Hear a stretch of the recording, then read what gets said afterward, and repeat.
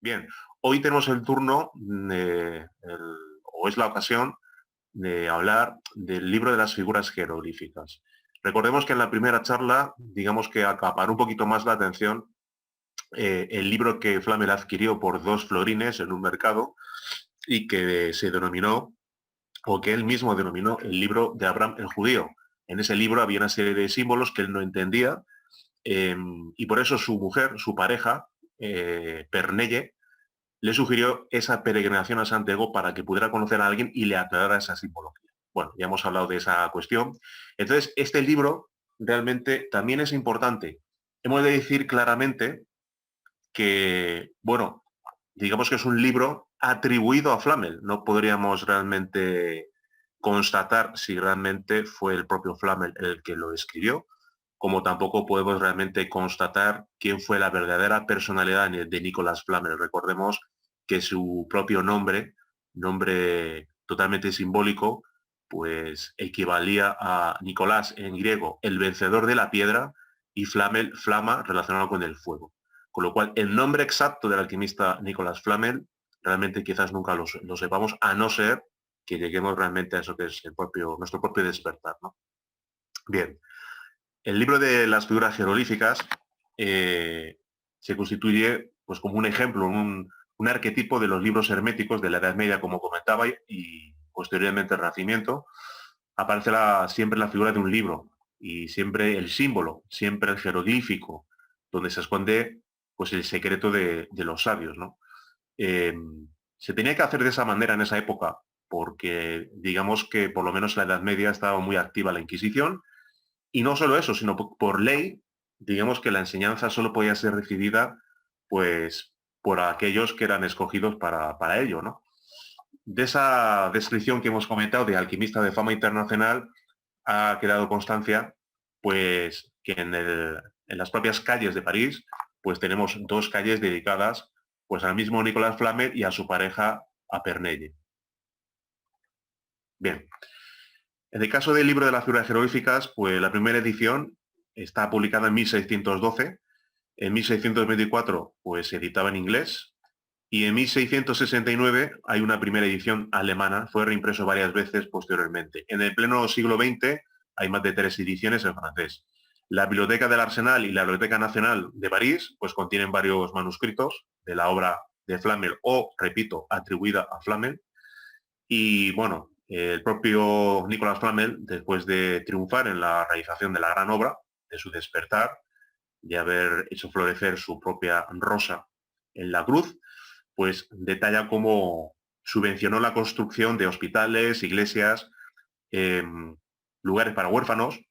Se decidió hacer pintar en la cuarta arcada del cementerio de los inocentes, entrando más o menos en lo que antes se denominaba la gran puerta de la calle San Denis, y a mano derecha una arcada donde figuraban pues las muestras más esenciales y verdaderas marcas del arte hermético, pero bajo el velo del jeroglífico, ¿no? A imitación de lo que él mismo describió como el libro de Abraham el judío, ¿no? Eh, digamos que siempre hay, por parte de la descripción de grandes maestros, grandes alquimistas, o bien una historia simbólica, o siempre se hace, por lo general, referencia a un libro encontrado.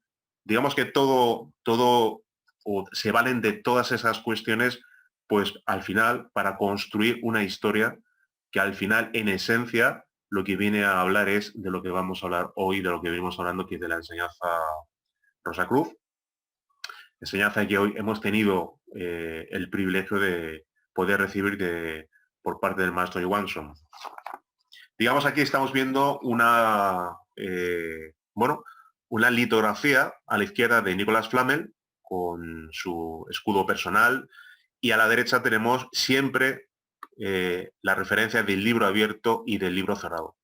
Al igual que en la conferencia del Camino de Santiago, encontramos figuras del apóstol Santiago con el libro abierto y con el libro cerrado.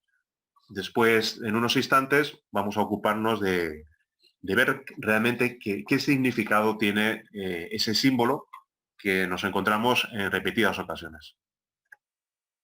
Bien, el cementerio de los inocentes, de los santos inocentes, desgraciadamente hoy no existe en Francia. Como decíamos, prácticamente muchas de las construcciones de Flamel, con toda su simbología, lamentablemente se ha perdido. Aquí tenemos la gran suerte de que no se conserva todavía, obviamente, la construcción eh, ubicada en el inexistente ya Cementerio de los Inocentes, pero tenemos en una litografía más o menos las figuras jeroglíficas de las cuales, bueno, vamos a hablar un tanto de las mismas. Tenemos el privilegio de que se hayan conservado. Aquí tenemos quizás las figuras un poquito más claras, pero según avancemos vamos a ir viendo una por una. Quizás se nos escape alguna por falta de tiempo, pero por lo menos vamos a ver las más importantes. Bien, una de ellas, digamos que es el famoso Mercurio con el caduceo y Saturno bajando de entre las nubes con un rabo de arena sobre la cabeza, ¿no? Con la importancia de lo que es el tiempo, que aunque realmente no existe para la conciencia, mientras realizamos la obra, pues nos debemos dedicar en cuerpo y alma a realizar lo que es el trabajo. En principio observamos, como he dicho, a Mercurio con un caduceo entre las manos. Este caduceo simboliza los dos nadis, Ida y Pingala, lo que se denomina los canales de transmutación, que su recorrido transcurre desde las gónadas hasta el corazón, pasando obviamente por el cerebro. Diríamos que va desde las gónadas hasta el cerebro y desemboca en el corazón. Digamos que el animal racional se encuentra totalmente dormido desde un punto de vista consciencial y urge restablecer de nuevo la funcionalidad del ser humano y regresar a un estado normal. Y ese estado normal debería ser el de un ser despierto. Para ello, pues todos los iniciados y maestros de todas las culturas y eras han enseñado de una u otra manera lo que ha enseñado el maestro Johansson en este ciclo, los 5 valores de la Rosa Cruz.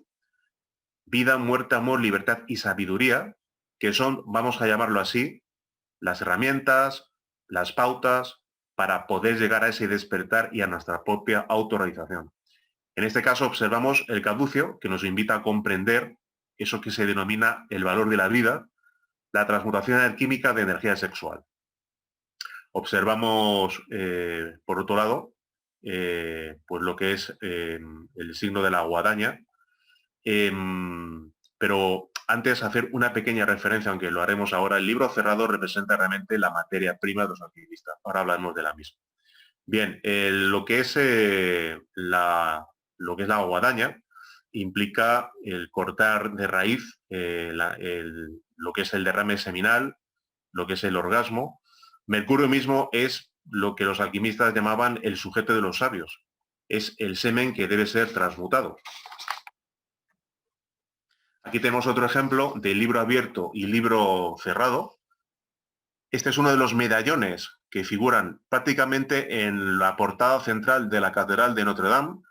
Tenemos ahí a Dama Alquimia con los peldaños de la iniciación, los peldaños de la sabiduría. Algunos estudiosos, bueno, han querido atribuir esta simbología a la escolástica, pero realmente Fulcanelli describió en el Misterio de las Catedrales a qué equivalía cada uno de los medallones. Ya dedicaremos alguna charla o conferencia a hablar sobre esta cuestión, pero he querido dejar constancia de la misma porque volvemos a tener el ejemplo del libro abierto y del libro cerrado.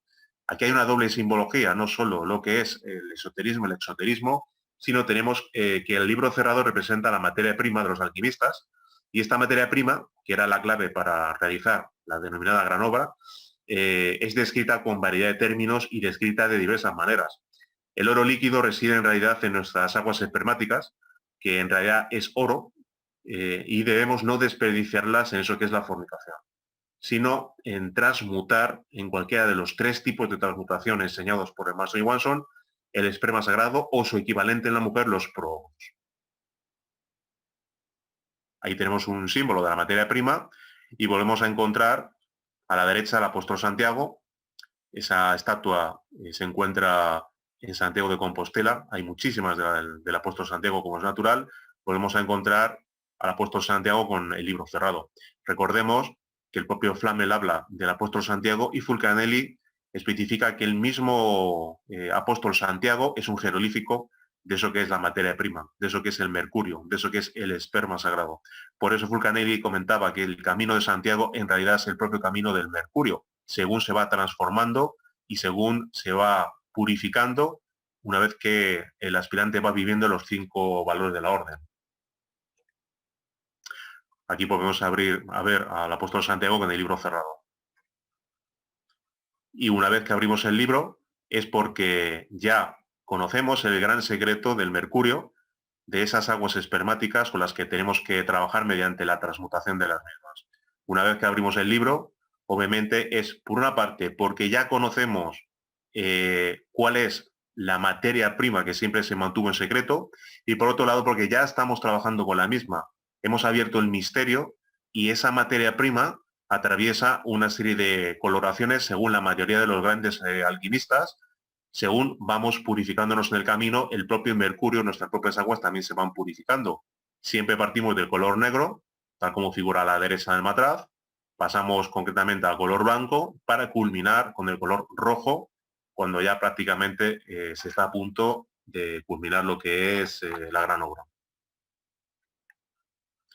Aquí tenemos otro ejemplo del cauce de mercurio en un grabado alquimista, en la cual invita a reflexionar con el sol y la luna, la doble polaridad, y en latín tenemos concretamente ese filius noster, ese hijo nuestro, que es justamente algo que es un gran secreto que está en nuestras propias aguas. El Cristo en substancia, que poco a poco se va formando, y esa cruz del imperator que se obtiene cuando alguien llega a la a la cuarta iniciación de misterios mayores, se convierte en un Buda, para posteriormente en la quinta iniciación convertirse en un bodhisattva. Bien. Continuamos con otro de los símbolos que figura en el libro de las figuras jeroglíficas, en esa arcada que se salvó porque fue traspuesta a una litografía. Tenemos una montaña con 7 cavernas y 7 serpientes. Una serpiente devora a otra y un glifo se dispone a comer a otro. Digamos que aunque no es excesivamente claro, más o menos adivinamos un poco la descripción de la lámina. En realidad las 7 cavernas son los 7 cuerpos del hombre.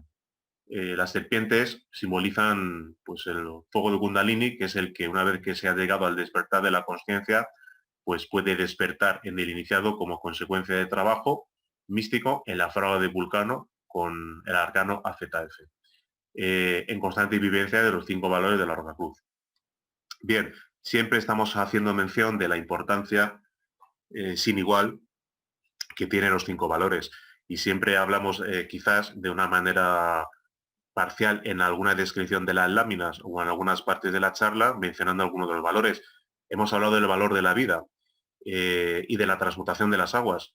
Y aquí acabamos de hablar del arcano AZF, del cual seguiremos hablando en muchos ejemplos a lo largo de la charla. Digamos que hay 3 tipos de transmutación, que es la transmutación unipolar, que se vive para personas que todavía no trabajan con su polo opuesto, digamos de decirlo así, personas que no tienen pareja.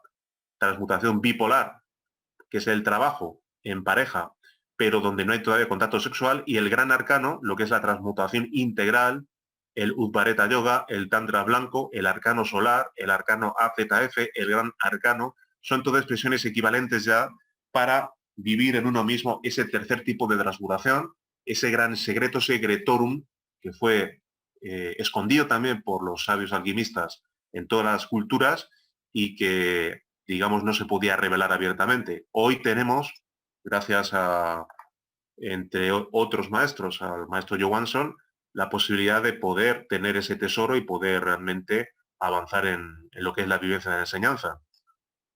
Por eso quería aclarar un poco lo relacionado con el arcano AZF.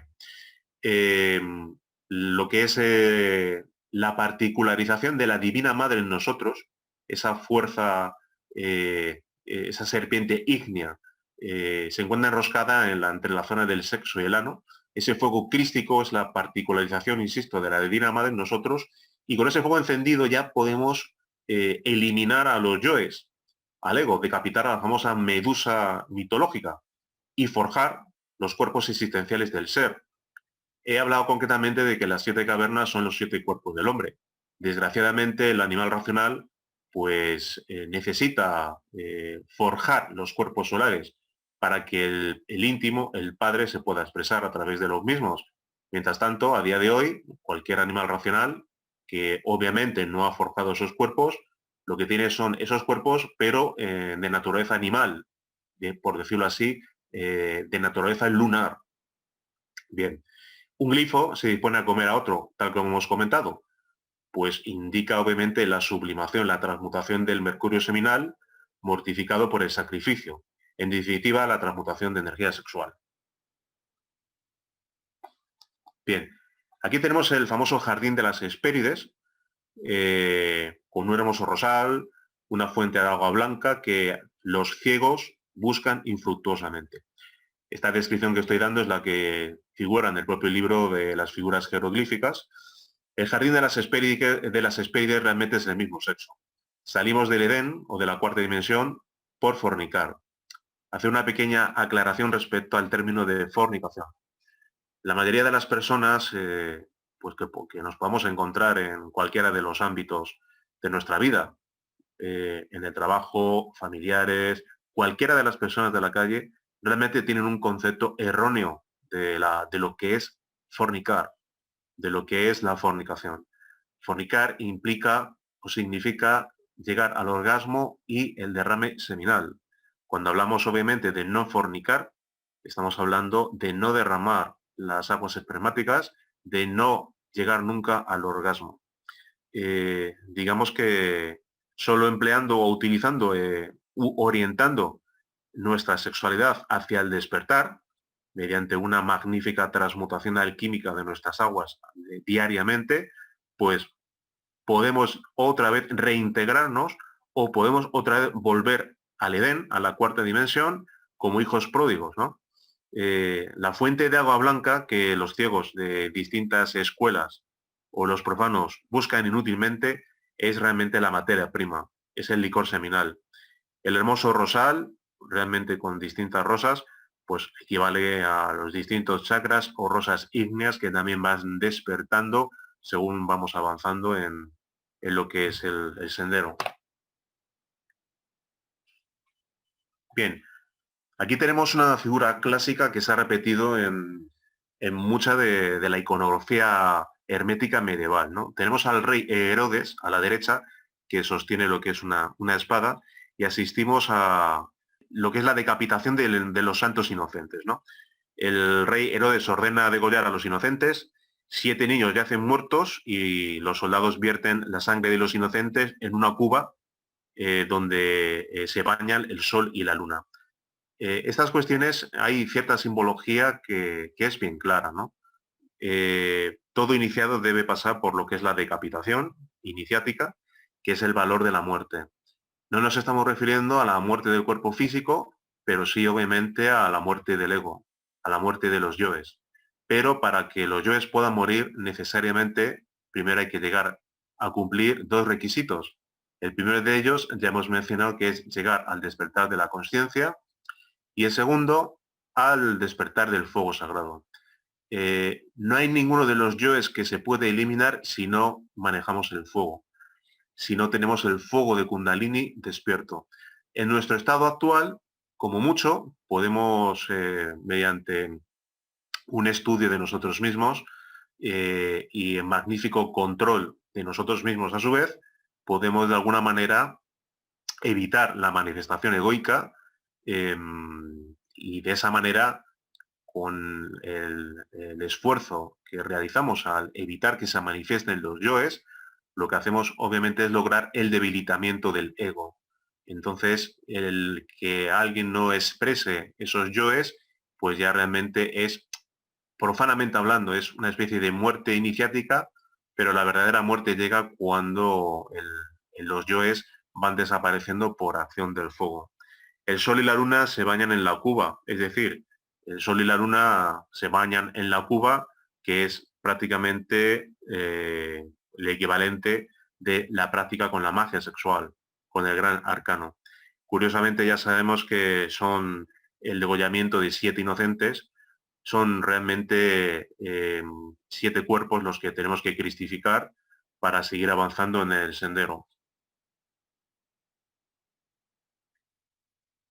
Y ahí tenemos a Flamel y a su laboratorio, una representación del clásico alquimista trabajando en el laboratorio, y hablamos del laboratorio al hablar de la cuba en la que están el Sol y la Luna, al hacer referencia de nuevo otra vez al gran arcano, al trabajo con lo que es el sexo en lo que es la fragua de Vulcano. Tenemos a la derecha pues un matraz alquímico, una especie de representación medieval del gran arcano. Aquí lo tenemos, una magnífica representación de lo que es la magia sexual medieval. Bien. Tenemos concretamente una vara, un caduceo con 2 serpientes que se devoran la una a la otra. Existen 2 serpientes, la serpiente tentadora del Edén y la serpiente de bronce que sanaba a los israelitas en el desierto. Una debe de devorar a la otra inevitablemente. Si la serpiente divina fuera devorada, pues nos convertiríamos en demonios terriblemente perversos, ¿no? Si vence la divina, podemos entonces avanzar hacia la autorrealización del ser. Entonces, digamos que justamente está ahí esa dicotomía entre el bien y el mal, entre el avanzar en el sendero, fracasar para siempre y convertirnos realmente en demonios, ¿no? Terriblemente perversos. Bien, aquí tenemos una serpiente a la izquierda sacrificada, y a la derecha tenemos un grabado que he querido especificar porque prácticamente es muy semejante, si no es prácticamente igual, y como no podía ser de otra manera, el grabado de la derecha pues está entresacado de otro de los medallones de Notre Dame de París que describe muy certeramente Fulcanelli en el Misterio de las Catedrales. Los vapores seminales convertidos en energía crística, transmutados en energía crística, suben por los canales simpáticos, los canales de transmutación, que se van enroscando en la médula espinal, que son Ida y Pingala, hasta el cerebro y hasta el corazón, que es donde mora nuestra esencia, nuestro Buddhata. La cruz nos invita, al igual que la cruz que forma la planta de las catedrales, a practicar con el arcano solar, con la magia sexual, para despertar la serpiente de Kundalini, que es, como se puede ver claramente aquí, como está enroscada en la propia cruz. Digamos que es un símbolo muy claro, y obviamente a la izquierda, en esa litografía que figura en el libro de las figuras jeroglíficas, Nicolás Flamel realmente vuelve otra vez a dar otra gran pista de por dónde van los tiros en el sendero iniciático. Bien, aquí ya tenemos un detalle un poquito más grande de la litografía y observamos pues a San Pedro a la izquierda con la llave característica. Generalmente San Pedro suele estar representado con 2 llaves. Digamos, suele ser la llave, las 2 llaves suelen equivaler a mercurio y azufre. Aquí le vemos con una única llave, o eso es lo que parece, y tenemos a Dama Pernelle de rodillas ante San Pedro. Obviamente, digamos que la esposa de Flamel está de rodillas porque ella es copartícipe en la gran obra. Ella es la compañera del alquimista. Ella realmente es con la que el alquimista practica magia sexual, y ella a su vez practica magia sexual con su compañero. Digamos que el Santo Padre aparece en el medio, en el pilar del medio, luego veremos, dispuesto a juzgar al mundo. Solo podemos redimirnos pues realizando la Rosa Cruz en nosotros. Recordemos que, como decía Jesús el Cristo, fundó su iglesia en la piedra. La piedra o Pedro, digamos que es justamente el sexo, bien utilizado, como venimos reiterando a lo largo de la charla, para poder llegar a ese despertar de la conciencia utilizando la transmutación alquímica de la energía sexual. Vemos la P de Pernelle justamente en el centro de la pantalla. Un autor que me parece fundamental, en uno de sus libros, Guillot de Guibry, en su libro La gran obra, dice sobre Dama Pernelle, la pareja de Flamel, La esposa del alquimista es Pernelle, discreta y sabia. Refleja todos los pensamientos del maestro y que a su vez vela sobre el Atanor cuando lo exige la hora. Obviamente se está refiriendo a lo que es la vivencia, en este caso del Atanor, la vivencia del gran arcano. Algún autor también ha querido ver en Pernelle el sujeto de la materia. Digamos que Pernelle para otros autores simboliza lo que es también la materia prima. Pero en este caso, digamos que en esa litografía figura la pareja arquetípica de los dos grandes alquimistas, hombre y mujer, que son las dos grandes columnas torales para llegar completamente a eso que es el padre. Y ahora le toca el turno a Flamel. Tenemos la N de Nicolás Flamel en el centro y tenemos una imagen de San Pablo sujetando lo que es la espada. Digamos que en Corintios 2.6, 1 a los Corintios 2.6, el propio San Pablo especifica que empero hablamos sabiduría de Dios entre perfectos, y sabiduría no de este siglo, ni de los príncipes de este siglo, que se deshacen, mas hablamos sabiduría de Dios en misterio, la sabiduría oculta, la cual Dios predestinó antes de los siglos para nuestra gloria. Y esa sabiduría oculta, obviamente, ya la conocemos gracias a Maestro Johansson, que son justamente la enseñanza Rosacruz, que se ha enseñado en todas las culturas y en todas las épocas, y que pues los grandes iniciados y maestros han sabido velar en distintos libros, y como decía también algún que otro iniciado, uno de los libros que ha sabido conservar grandes enseñanzas es precisamente la Biblia, por muy adulterada que esté. Y aquí claramente San Pablo se está refiriendo a esa sabiduría oculta, a ese esoterismo cristiano, que es justamente la rosa y la cruz, que es la que nos permite llegar al despertar de la conciencia, a la cristificación y a la autorización del ser. Y luego en Efesios 6:17, el mismo San Pablo especifica: y tomad la espada del Espíritu, que es la palabra de Dios. Evidentemente, San Pablo hemos comentado que está sujetando una espada, Flamel está de rodillas, y no podía ser de otra manera, tenemos que justamente acordarnos de la espada de Excalibur, que es justamente la que se incrusta en la piedra, y solo aquel que es merecedor de ella es justamente la que puede poseer. Esa piedra es el sexo, la espada es la espada de Kundalini, y aquel que se hace rey y señor de sí mismo es capaz de extraer lo que es la espada de la piedra, o dicho de otra manera, de llegar al despertar de la conciencia y posteriormente al despertar de Kundalini. Recordemos que también, simbólicamente en la iconografía cristiana, lo que es la espada hace referencia a la propia decapitación o a la forma en que murió San Pablo en Roma. No fue crucificado porque era ciudadano romano, por eso fue decapitado. Eso nos invita también a reflexionar sobre la muerte mística, sobre justamente lo que es la decapitación. Siempre, simbólicamente hablando, se refiere justamente a esa muerte del ego, ¿no? Bien, tenemos a dos dragones, uno de ellos alado. Tenemos uno de los dragones es de color negro, en pugna con otro dragón con alas. Digamos que el Cristo interno en pugna con el ego, con el yo pluralizado, y ese dragón interno con alas, ese Cristo es el que siempre es victorioso y es el que debemos de ir desarrollando en nosotros mismos hasta alcanzar, hasta requerir en nosotros los requisitos necesarios para encarnar ese Cristo íntimo, esa fuerza, esa piedra filosofal de la que se hace referencia en prácticamente todos los textos de alquimia. Una mujer y un hombre con filacterias, las dos naturalezas reconciliadas trabajando en la gran obra.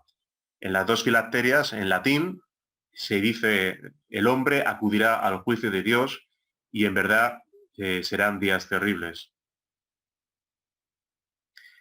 Como no podía ser de otra manera, pues obviamente el hombre y la mujer son realmente la pieza clave para poder trabajar en la alquimia.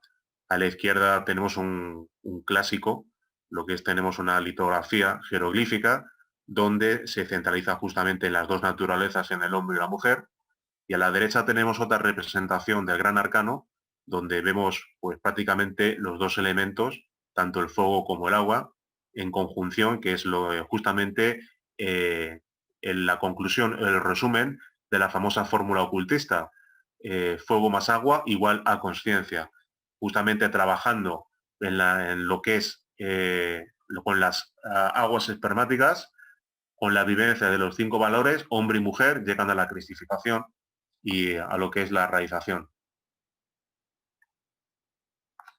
Bien, aquí tenemos, en principio, 3 resucitados en la parte inferior, uno de ellos como saliendo de una tumba, y arriba tenemos justamente el Padre con lo que es esa cruz del Imperator, con una serie de ángeles, con lo que es incluso algún que otro instrumento musical.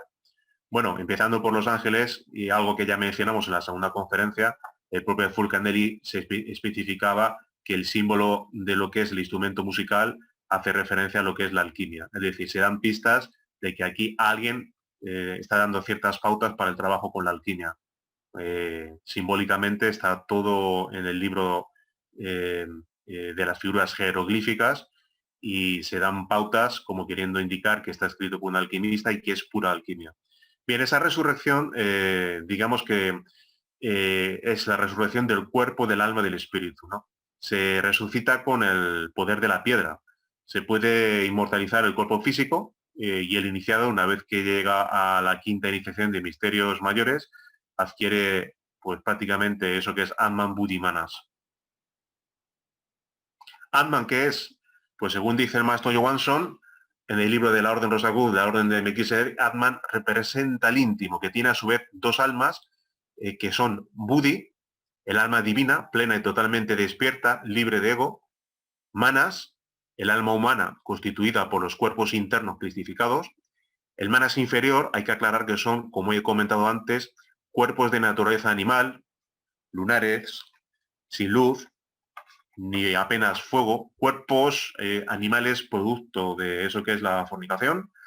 Y el Buddhata, pues es la esencia, la chispa divina, la prisionera del ego. Si volvemos hacia atrás, volvemos a hablar concretamente de la resurrección, pero es que esa resurrección solo es posible cuando, como mínimo, alguien concretamente pues ha pasado por conseguir cristalizar Atman Buddhi Manas, avanza en lo que es la primera montaña hasta llegar a la segunda montaña de la resurrección y culmina la gran obra con la montaña de la ascensión. Esa resurrección obviamente se produce, es la resurrección del íntimo, y que puede abarcar, si la ley así lo especifica, el propio cuerpo físico. Entonces, digamos que esa figura de la resurrección nos habla como mínimo de la resurrección del cuerpo, espíritu y alma, y había que hablar justamente en ese momento de las dos almas, una de naturaleza divina y otra de naturaleza, el alma humana, por decirlo así, del maestro, y el alma divina, conciliados, son lo que llevan al iniciado precisamente al camino de la resurrección. Dos ángeles con una filacteria, salid de entre los muertos, venid al juicio de mi Señor. Salid de entre los muertos es haber despertado y realizar la obra, porque prácticamente el animal racional es un ser muerto, no ha despertado conciencia, está muerto en vida. Entonces, obviamente, salir de entre los muertos implica el hecho de despertar y resurgir, llegar a lo que es el nacimiento alquímico. Sí, ya hemos hablado de lo que es la muerte mística, pero obviamente esa muerte mística no se puede dar, obviamente, si seguimos en un estado totalmente dormido, equivalente a lo que es una muerte en vida. Aquí tenemos concretamente un hombre sujetando a un león por la pata. Yo cuando vi lo que es la litografía pensé que no era un león, sino que era un dragón, pero repasando lo que dice Flamen en el libro de las figuras jeroglíficas, efectivamente se refiere a un león alado. El león realmente es el fuego, y al llegar a dominar el fuego, por eso está sujetando una de las patas, domina al león, lo que es el hombre dominando, agarrando por una pata al león. Digamos que al llegar a dominar el fuego, totalmente la resurrección se realiza porque la gran obra se ha consumado. Digamos que el león es de color rojo en este caso. Hay otros alquimistas, hay otros maestros que han representado el león con el color verde, como queriendo hablar justamente de distintas etapas por las que atraviesa lo que es la energía sexual o por las que atraviesa ese famoso Mercurio, o cuando ya es un Mercurio depurado, cuando ya es energía sexual transmutada o energía crística, muchos alquimistas lo denominan Mercurio de los filósofos.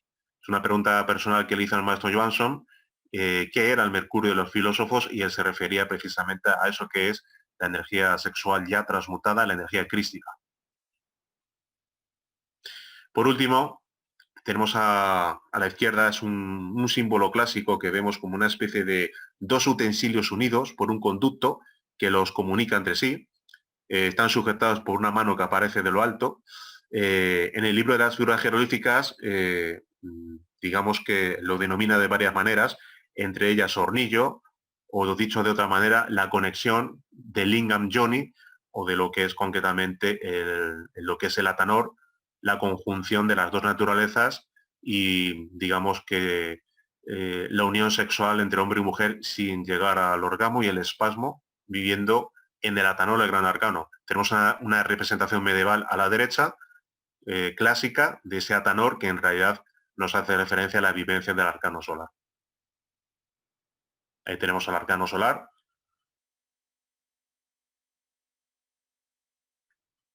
que nos lleva al despertar de la conciencia, y como obviamente no puede ser de otra manera, tenemos a mí mismo Flamel y a esa rosa hermética. Esa rosa hermética que implica la enseñanza Rosacruz, vida, muerte, amor, libertad, sabiduría. Ya hemos comentado que vida obedece a lo que es la transmutación alquímica de energía sexual en sus tres modalidades. Muerte es la muerte del ego. Amor, amar al prójimo más que a uno mismo. Y no hay mejor forma que amar al prójimo que darle la enseñanza a Rosacruz gratuitamente. La libertad es la vivencia de eso que denominamos el IAU-OM en la Orden Rosacruz, que es trabajar en dos aspectos: la autoobservación, autoobservándonos en todo momento, y el autorrecuerdo, autorrecordándonos todo el rato como conciencias. Digamos que el trabajo del autorrecuerdo es un trabajo totalmente consciencial. Primero, diríamoslo así, nos autorrecordamos como conciencia, extenderemos nuestra atención hacia lo que estamos haciendo en un momento dado, y sin perder nuestra individualidad como conciencia, si lo que estamos haciendo en un momento dado, extenderíamos nuestra atención hacia el lugar en el que nos encontramos. Y todo eso, si se quiere, acompañado del mantra OM pronunciado internamente, por decirlo así, con la cadencia de los latidos del corazón. Por último, el valor de la sabiduría, pues siempre es acudir al Padre y es hacer lo que es la voluntad del Padre. Pues bien, digamos que hasta aquí llegamos con esta charla, con este cierre de esta trilogía dedicada a Nicolás Flamel y a toda la enseñanza dada por él en sus libros. Y bueno, si hay alguna pregunta podemos intentar contestar, o algún comentario, pues estaremos encantados de poder hacerlo. Muchas gracias. Rafa, tengo unas cuantas cuestiones hoy. Pues venga, adelante. El tema de evitar expresar los yoes, la muerte mística, cuando uno aún está en la transmutación unipolar, que solamente lo que se puede es tratar de evitar que se exprese, todavía no se puede aniquilar. ¿Eso cómo se puede ver?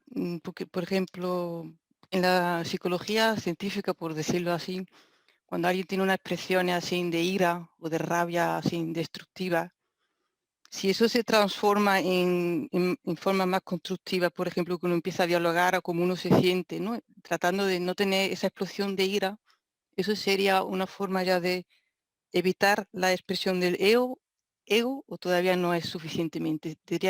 Habría que esperar, ¿cómo es? Habría que tratar de evitar completamente la expresión, ni siquiera dialogar, aunque sea constructivamente. No sé si... Bueno, como diría algún autor, nunca es suficiente.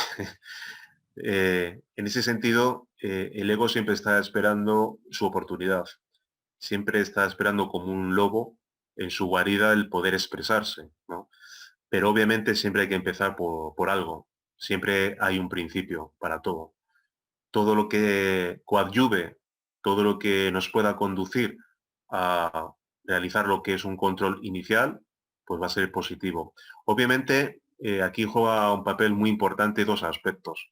Uno de ellos es eso que se llama la identificación y otro aspecto importante es la autoobservación. Si en principio, en cualquier situación en la cual se produce esa ira, nos identificamos con ella, pues obviamente vamos a estar siempre pues totalmente esclavizados por la misma. No vamos a saber diferenciar ni separar el sujeto que observa y lo que está observando en ese momento. Cuando empecemos a realizar lo que es la autoobservación, empezamos a comprender un poco la funcionalidad del ego, empezamos un poco a conocernos, empezamos un poco a comprender cómo funcionamos. Y la manera de funcionar que tenemos prácticamente es totalmente mecánica. Ese diálogo, por supuesto que siempre es bienvenido. El diálogo, lo constructivo, el empezar por algo, siempre es justamente el principio para ir avanzando y obviamente en un momento dado, pues prácticamente no dar pie ni siquiera a que ese instante en el que los yoes de la ira quieren tomar el control de la máquina humana, ni siquiera debe de aparecer. Por eso siempre decimos que el tema del autorrecuerdo y la autoobservación son importantes porque lo que se consigue con eso, sobre todo, es poner una especie de muro en el cual no hay identificación, no hay imágenes mentales y obviamente no se manifiestan los yoes. Obviamente aquí tenemos que acudir al refranero español y una de las frases interesantes que viene al caso es del dicho al hecho hay mucho trecho. Quiero decir que todo esto es sencillo decirlo, pero pues obviamente hay que trabajarlo y siempre hay que empezar por algo. Podemos fallar una y otra vez, pero a poco, si sabemos no identificarnos y empezamos con un diálogo constructivo y más adelante pasamos a la esfera mental, viviendo IAU y impidiendo que se manifiesten esos yoes con ese muro de contención, entonces empezaremos realmente a debilitar el ego. Y el ego cuando se va debilitando, entonces realmente nos da muchas oportunidades por parte de la conciencia para poder pues, seguir avanzando en el sendero.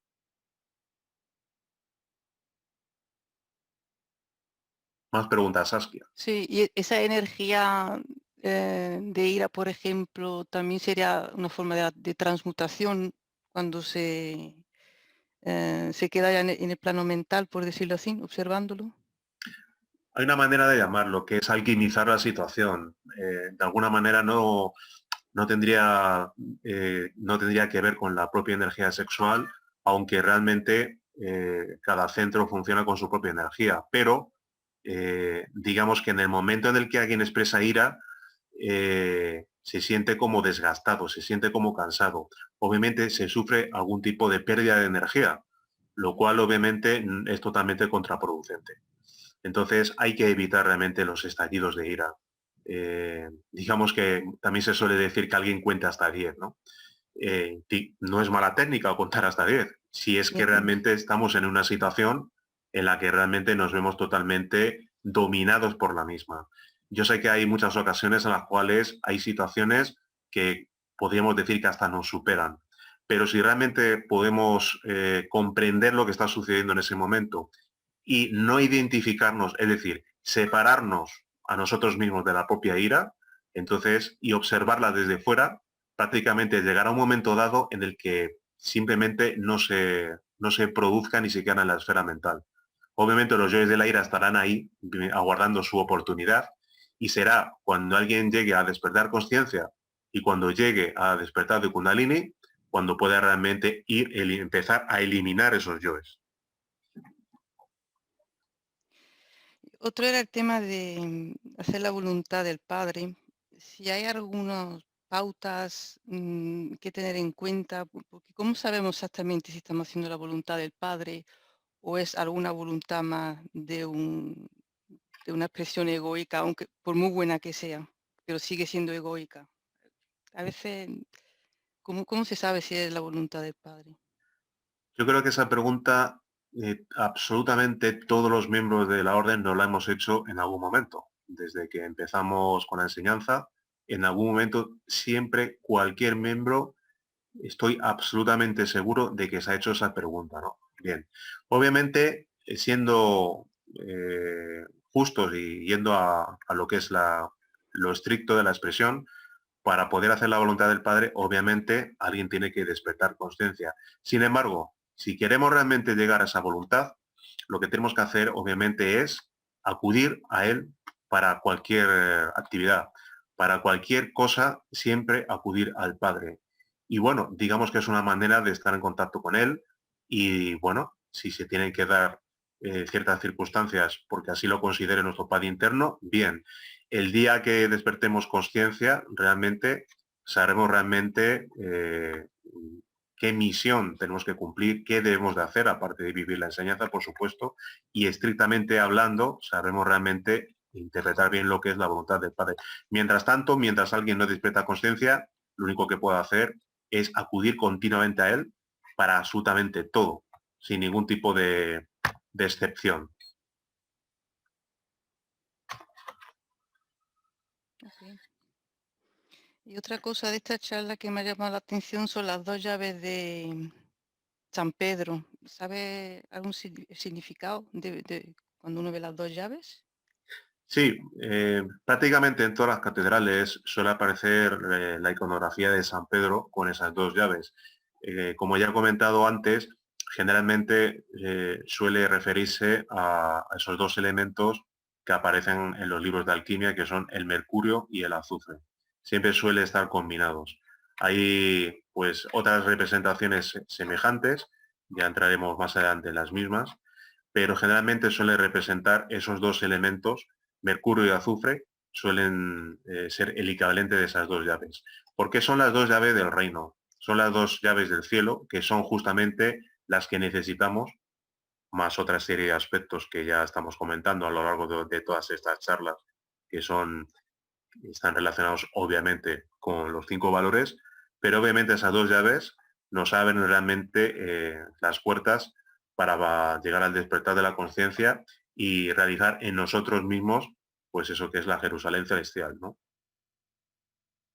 ¿Alguna cuestión más? Hay un comentario en Facebook, Rafael, Mm. que dice que gracias por la información, ignoraba todo esto que nos conduce a la sabiduría. Pues gracias a las personas que saben valorar y lo importante es que no hay mayor ventaja que poder valorarlo cuando realmente pues uno lo vive en sí mismo. Entonces, contento porque realmente pues a alguien le pueda ser de ayuda y animar a las personas que le son de ayuda para que vivan en sí mismo la enseñanza y un día pues cada uno de nosotros podamos también, ¿por qué no?, escribir nuestro propio libro de las figuras jeroglíficas, como hizo el mítico Nicolás Flamel. ¿Por qué no? Claro que sí. Gracias, Rafael. Y acerca del libro, todos los gráficos fueron realizados por él mismo o los realizó otro artista. Él realmente, hasta donde sé, siempre que mandaba construir hospitales, iglesias, etcétera, él mandaba concretamente o daba instrucciones a ciertos artistas especializados para poder realmente realizar pues bueno, toda esa simbología como tal, ¿no? Solo recuerdo, creo que fue en la segunda conferencia donde comenté que solo, desgraciadamente tampoco se conserva, pero él solo realizó una especie de autorretrato en el cual se le veía con un bonete semejante al que aparece o al que ostenta el alquimista de Notre Dame de París, una especie de viejo alquimista con barba, y ese bonete tenía 3 colores, blanco, negro y rojo. El resto, él mandó construir prácticamente todo a artistas especializados dándole ciertas instrucciones. Yo no descarto, obviamente, que no solo diera instrucciones, sino que, como dicen otros maestros, pues formara parte incluso de una comunidad de iniciados y aquellos iniciados especializados precisamente en cuestiones de construcción o artísticas pudieran trasladar pues a esas arcadas que acabamos de ver ahora que figuraban en el cementerio de los inocentes hoy destruido, o en otro tipo de iglesias, etcétera, pues esa simbología, ¿no? Comentamos que ahora mismo en París solo hay un edificio que es precisamente el más antiguo de Francia, que lo denominan Casa Flamel, que ahora mismo era un restaurante y hoy creo que es un hostal, y justamente todavía se conservan ciertas imágenes que obviamente él también daría instrucción para que se pudieran realizar, para dar esas pautas relacionadas con la enseñanza. Fulcanelli, hay un tema muy interesante que menciona cuando habla precisamente de los Rosacruces, ¿no? Y él habla de que generalmente siempre ha habido un maestro del cual pues era el círculo central de un círculo de iniciados y que siempre, pues siempre ha funcionado de esa manera, ¿no? Y de alguna manera de ese círculo de iniciados pues siempre ha habido especialistas en una u otra materia. Y justamente, según vamos retrocediendo en el tiempo, en ciertas épocas en las cuales no estaba el arte tal como está ahora, que está totalmente degenerado, pues cuando todavía el arte era arte de verdad, no solo en el Renacimiento, sino en la época de las catedrales, etcétera, esas magníficas construcciones, pues obviamente ese círculo de iniciados, pues había grandes especialistas y sabían plasmar toda esa simbología y sabían muy bien qué pistas especificar, que era también una manera de que se pudiera conservar esa enseñanza, ¿no? Y de que pudieran ser ilustrados aquellos que aspiraban precisamente a realizar la enseñanza en sí mismos, ¿no? Entonces, posiblemente realmente, tal como dice Flamel, que sí, subvencionó muchísimos hospitales, iglesias, construcciones, pero seguramente en ese círculo de iniciados que él formaba parte y que era sin ninguna duda la cabeza visible, pues digamos que era copartícipe de las enseñanzas junto con otros compañeros del sendero que posiblemente plasmaron también con grandes conocimientos pues esa simbología que nos ha llegado justamente hasta hoy, ¿no? Y realmente es maravilloso porque han tenido una manera muy inteligente de esconder la enseñanza por dos cuestiones, por las que he comentado, por un tema relacionado con la Inquisición y por otro lado, porque de momento no se podía dar abiertamente, pero sí se podía transmitir de una manera simbólica para aquellos que tenían la llave del símbolo, ¿no? Es portentoso, en todas las culturas tenemos esa simbología y la verdad que a mí me encanta porque es una manera muy inteligente y muy estética de poder transmitir la enseñanza, ¿no? Bueno, pues muchísimas gracias a todos por la asistencia y bueno, seguiremos adelante con las charlas y con la enseñanza de la orden. Hay mucho de lo que hablar porque hemos dado 3 conferencias relacionadas con Flamel, pero tenemos muchos otros alquimistas iniciados, los cuales también han enseñado cierta simbología que es muy interesante, que nos ayuda a revalorizar y a reafirmarnos en la enseñanza nosotros mismos, ¿no? Así que, pues nada, muchísimas gracias y continuaremos con las charlas. Les esperamos para el próximo sábado. Muchas gracias.